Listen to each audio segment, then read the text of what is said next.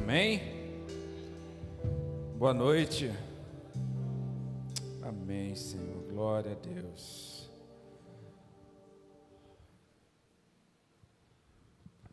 Esse mês nós estamos com um tema, diga comigo, planos. Vocês estão aí? Diga comigo, planos. Segundo Jeremias 29:11 vai dizer: porque sou eu que conheço os planos que tenho para vocês, diz o Senhor. Planos de fazê-lo prosperar e não de lhe causar dano. Planos de dar esperança e diga comigo, futuro. Hoje, se eu posso colocar um tema nessa palavra, eu gostaria de colocar Páscoa, o dia em que o céu invadiu a terra e restaurou o governo.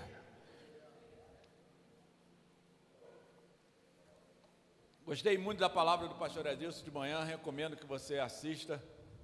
A palavra poderosa é a palavra que a gente está preparando também, parte dela para a célula dessa semana. Se você não está numa célula, procure uma célula mais próxima ou que tenha afinidade, que é algo espetacular. Porque quando ele falou comigo que eu falaria sobre planos, sobre a Páscoa, daquilo que ela trouxe para nós, a gente falou no telefone, eu falei, Deus tocou meu coração para trazer no mesmo sentido, no mesmo caminho, não com toda aquela autoridade que ele traz, né, gente, mas da forma que Deus puder trazer e carregar, amém? Então, para nós evangélicos, a Páscoa é a celebração central da fé cristã. Diferente das tradições que enfatizam rituais, o foco nosso é o significado espiritual do sacrifício de Jesus como um Cordeiro de Deus. A palavra Páscoa vem do hebraico Pesach, que significa passagem. Diga comigo, passagem. O Antigo Testamento nos relembra da libertação dos hebreus da escravidão do Egito. Quando o anjo da morte passou por cima das casas marcadas com o sangue do Cordeiro. Já o Novo Testamento, a Páscoa representa a passagem da morte para a vida, da escravidão do pecado para a liberdade espiritual através de Jesus Cristo. Para nós, evangélicos, Jesus é o cumprimento da profecia bíblica. Entenda. Estudos mostram que existe mais de 350 profecias, centenas de anos antes de Jesus nascer. Vai fazer sentido. A primeira profecia da Bíblia diz que o descendente da mulher esmagaria a cabeça da serpente, lá em Gênesis 3,15.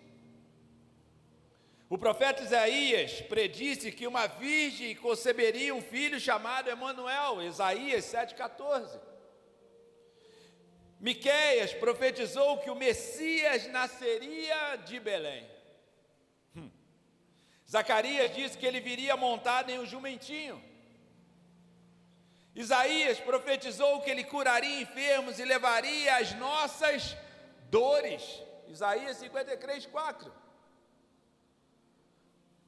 Como ovelha muda perante os seus tosqueadores, Isaías 53:7. Zacarias 11:12 disse, vendido por 30 moedas de prata. O Salmo 16:10 foi predito que a sua alma não seria deixada no inferno, nem seu corpo veria corrupção. Entenda, Deus foi revelando o seu plano durante centenas de anos. Jesus é o Cordeiro perfeito que foi sacrificado. Para quê? Para pagar a dívida do pecado da humanidade. O domínio da Páscoa, o domingo de Páscoa, celebra a vitória de Jesus sobre a morte. Sem a ressurreição, entenda isso, sem a ressurreição, a fé cristã não teria fundamento.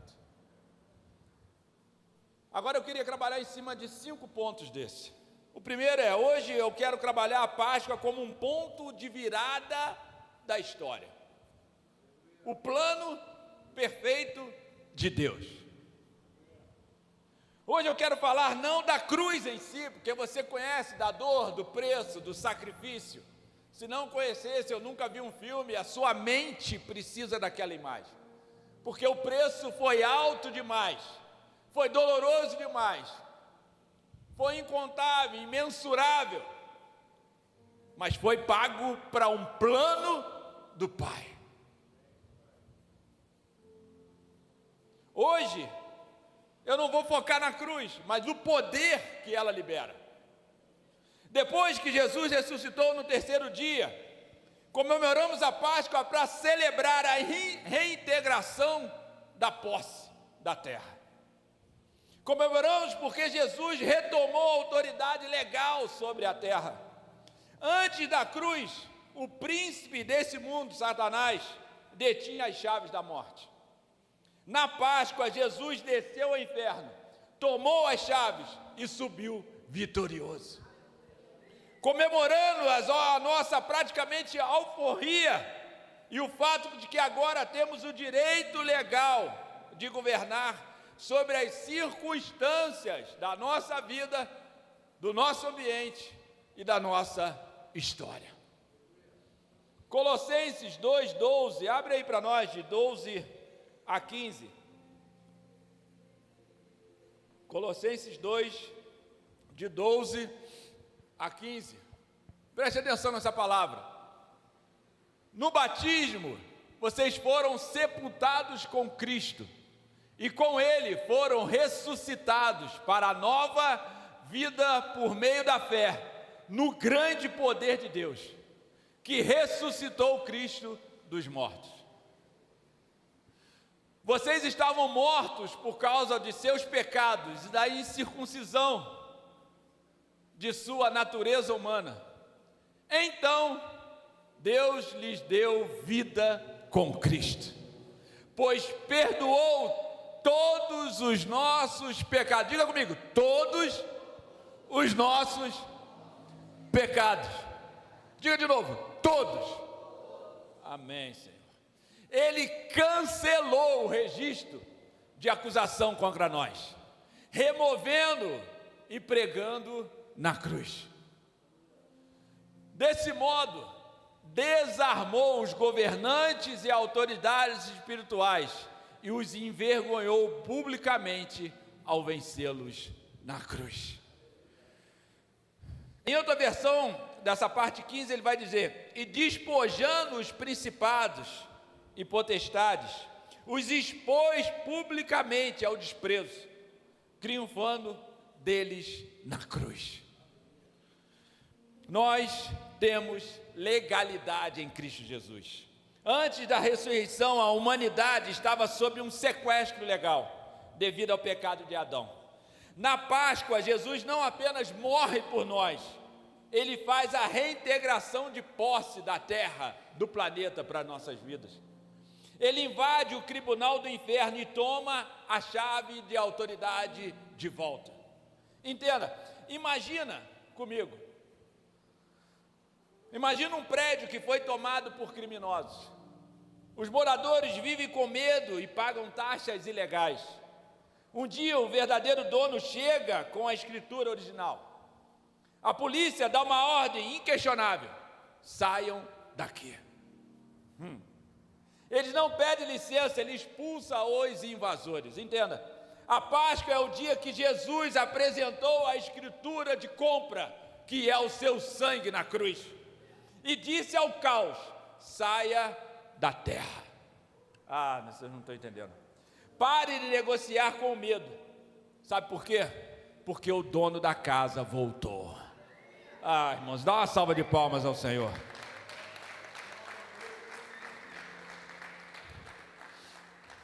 O segundo ponto que eu quero trabalhar é: no plano de Deus, a Páscoa inclui a cura da alma e a restauração da identidade.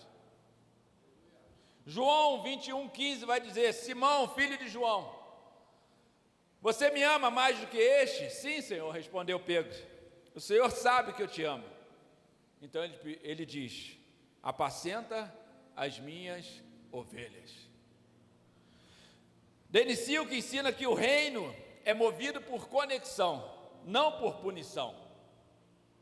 Após a ressurreição, Jesus não vai ao templo confrontar Caifás ou Pilatos. Ele vai à praia buscar Pedro, que estava quebrado por dentro. João 21, de 1 a 20, eu não vou ler. Entenda, Jesus não puniu Pedro por negá-lo 3 vezes depois da ressurreição. Jesus vai ao encontro de Pedro para reconectá-lo. Deus trabalha não na punição, trabalha na conexão. João 21, 3 a 5 vai dizer: Simão Pedro disse: vou pescar. Nós também vamos, disseram os outros. Assim entraram no barco e foram, mas não pegaram coisa alguma toda a noite. Ao amanhecer, Jesus estava na praia, mas os discípulos não o reconheceram. Ele perguntou: filhos, por acaso você tem peixe para comer?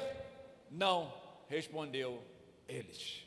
O seu erro não faz Deus se esconder ou te abandonar, mas você mesmo que para de reconhecê-lo.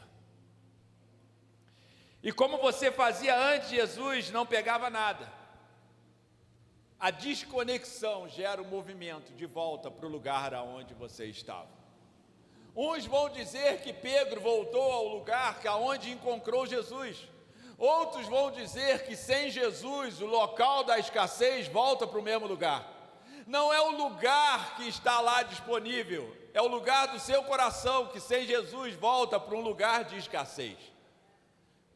Jesus não vai confrontar aqueles que o condenaram, mas vai gerar a conexão daqueles que o renegaram.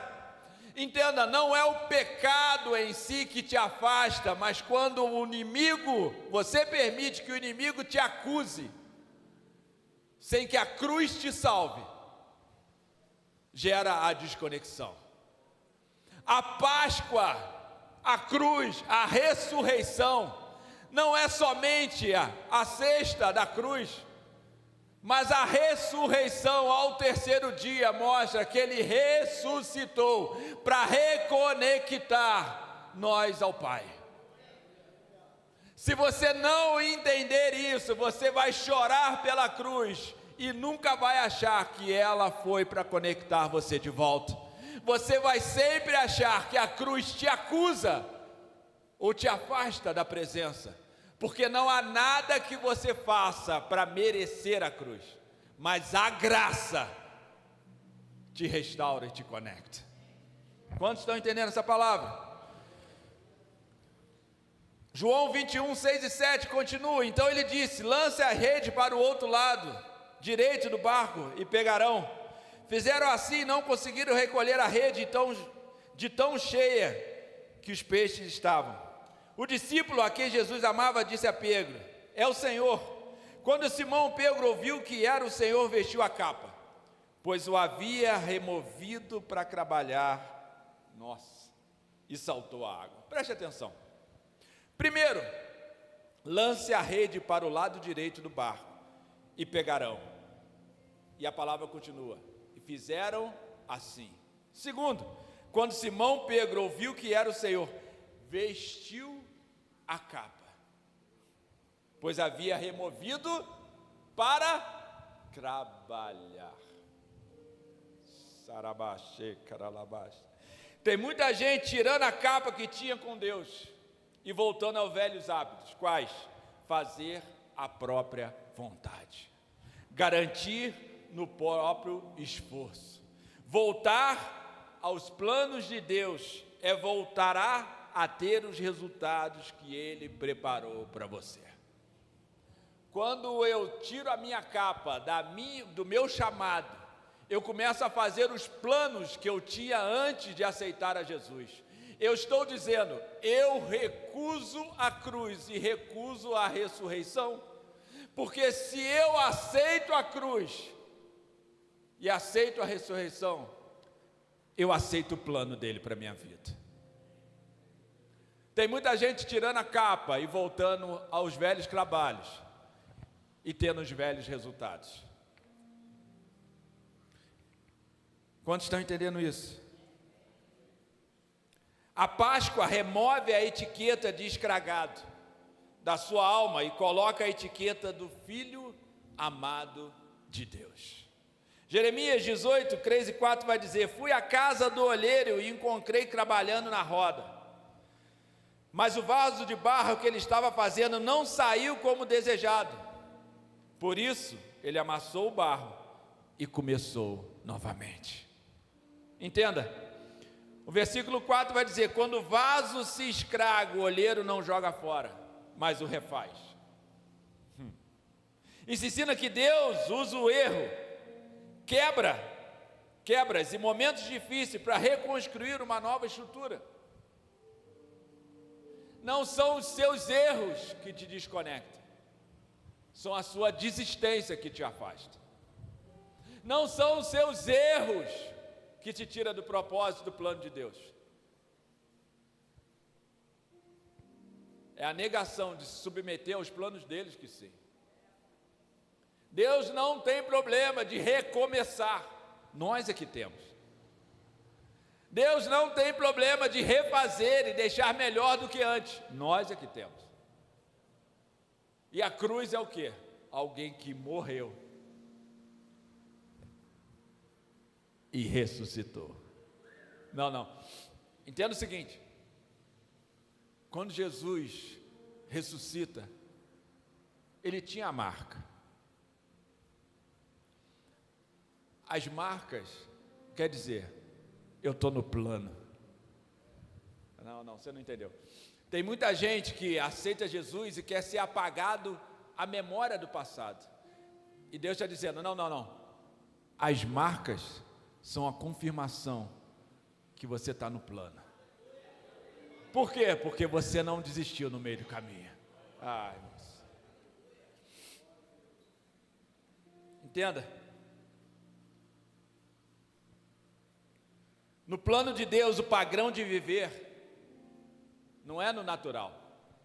No plano de Deus, o padrão é sobrenatural. Eu vou tentar de novo. No padrão do plano de Deus, nada funciona no natural. No padrão do plano de Deus, o Senhor trabalha no sobrenatural. Ele é especialista em dizer, é impossível? Deixa comigo.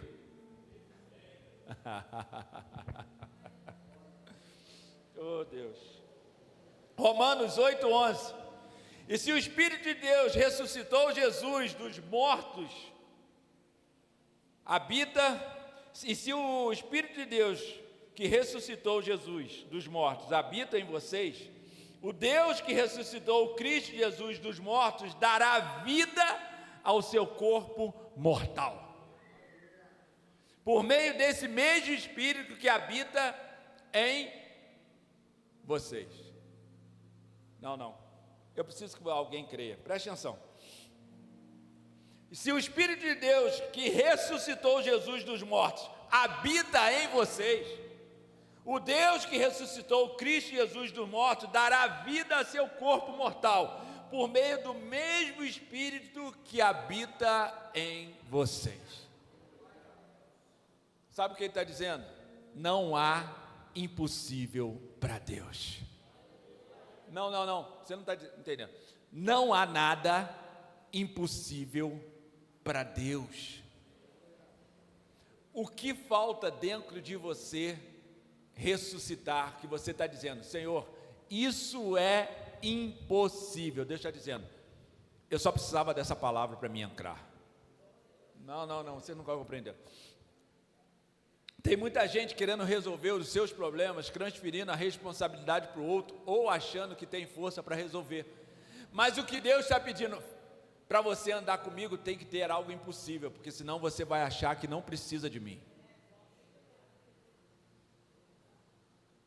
Você está vivendo uma vida natural?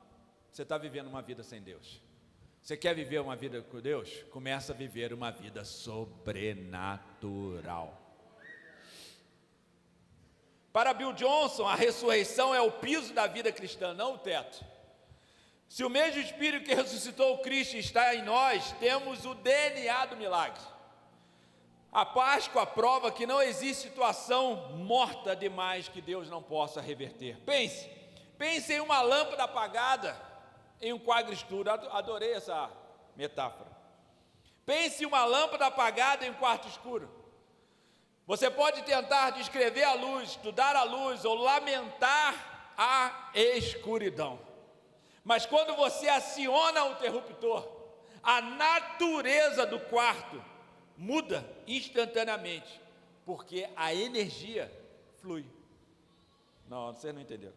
A ressurreição acionou o interruptor da eternidade dentro de nós. Onde quer que você chegue, a corrente elétrica do Espírito deve iluminar o ambiente. Então, vocês viram quando acabou a luz? Quantos já estavam aqui? Vocês viram que a luz de emergência acendeu? Mas se ela não tivesse aceso, a gente teria no breu, certo ou não? Agora, uns poderiam analisar a quantidade de escuridão. Está muito escuro, está um breu, eu não estou vendo nada.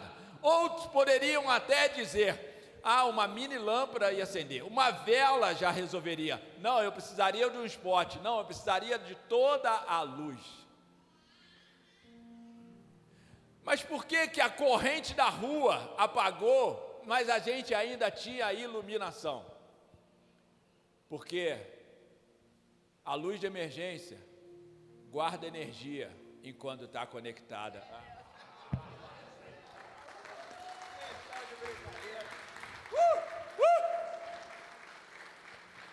O problema não é quando as trevas vêm, o problema é quando você carrega o Espírito Santo, que independente da circunstância que aconteça, você ainda continua iluminando o ambiente. Não é as trevas que prevalecem, mas uma luz que ilumina o ambiente. Você está focado nas trevas e o Senhor dizendo: eu só preciso de uma luz. Você está focado no problema e Deus está dizendo: eu só preciso que alguém se manifeste. Oh Deus, Atos 3, 1-8 vai dizer: certo dia, por volta das 3 da tarde, Pedro e João foram ao templo orar. Um homem aleijado de nascença estava sendo carregado. Todos os dias ele era colocado ao lado da porta, chamada Formosa, para pedir esmolas a quem entrasse no templo. Preste atenção, versículo 4. Pedro e João se voltaram para ele e disse: olhe para nós, disse Pedro. O homem fixou o olhar neles, esperando receber alguma esmola.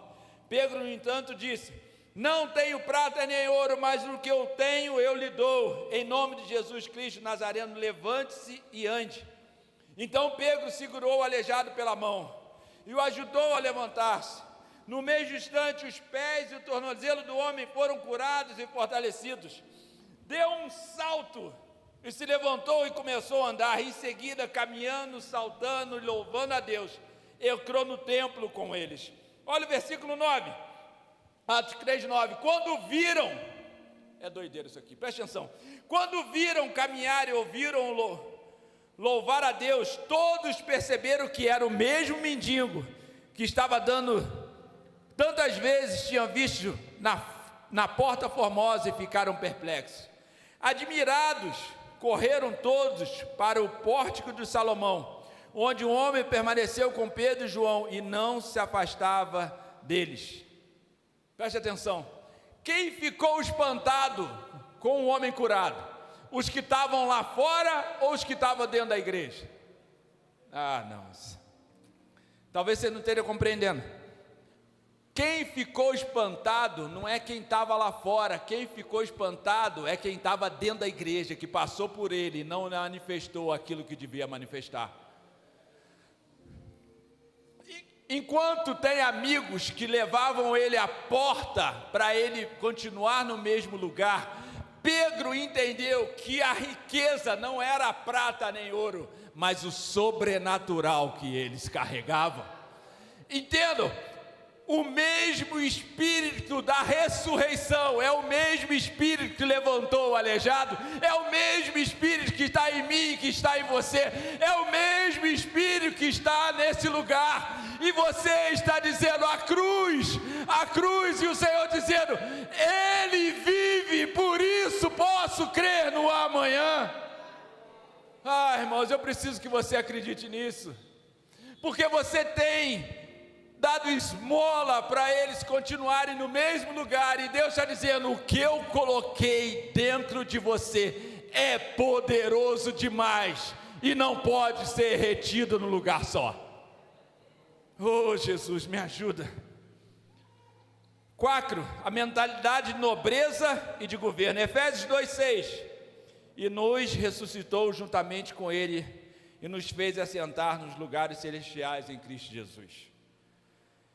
Chris Valdo ensina que muitos cristãos sofrem de crise de identidade, são príncipes vivendo como mendigo.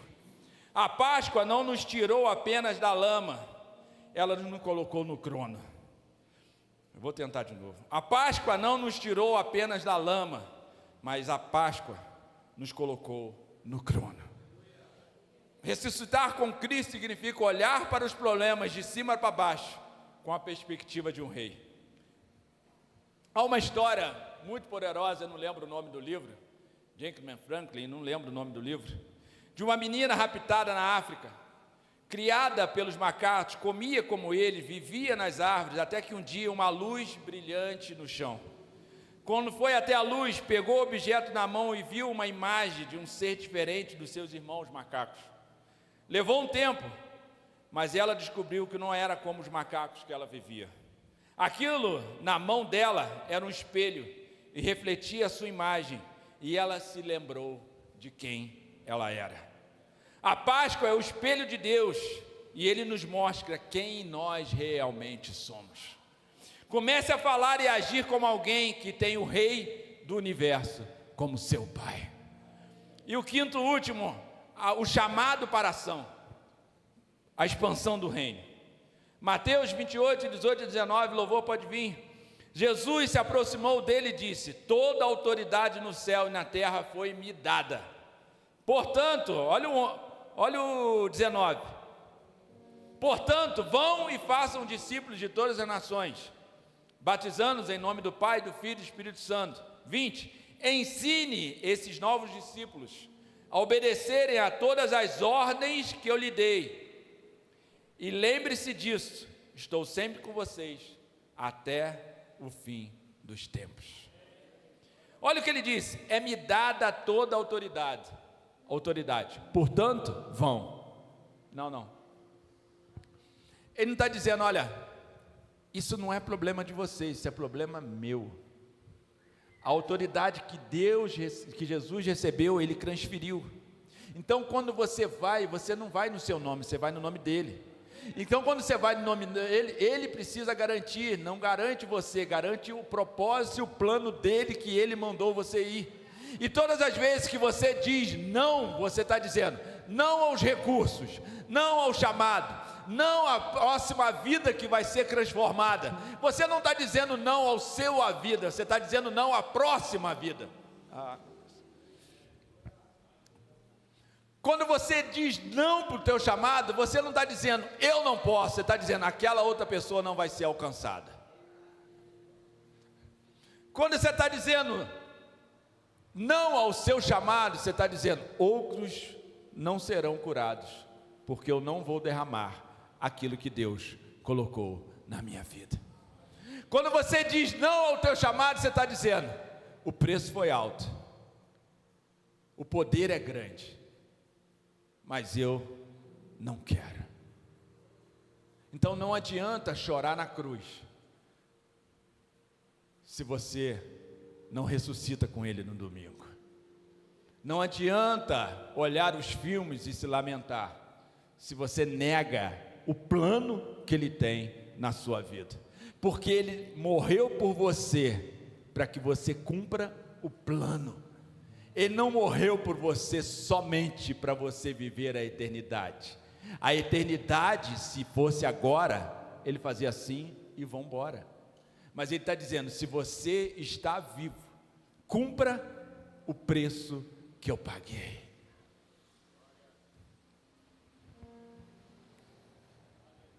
Nós precisamos ser uma igreja de influência. A ressurreição nos dá o power, o poder, a autoridade para reformar a sociedade. Preste atenção nisso. Não somos uma arca de Noé fugindo do mundo. mas um exército de restauração ocupando uma cidade.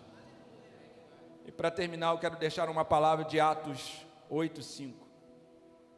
Filipe foi para a cidade de Samaria e ali falou ao povo sobre Cristo. Quando as multidões ouviram sua mensagem, preste atenção nisso, que eu não estou falando para vocês fazerem algo que a Bíblia não está ensinando.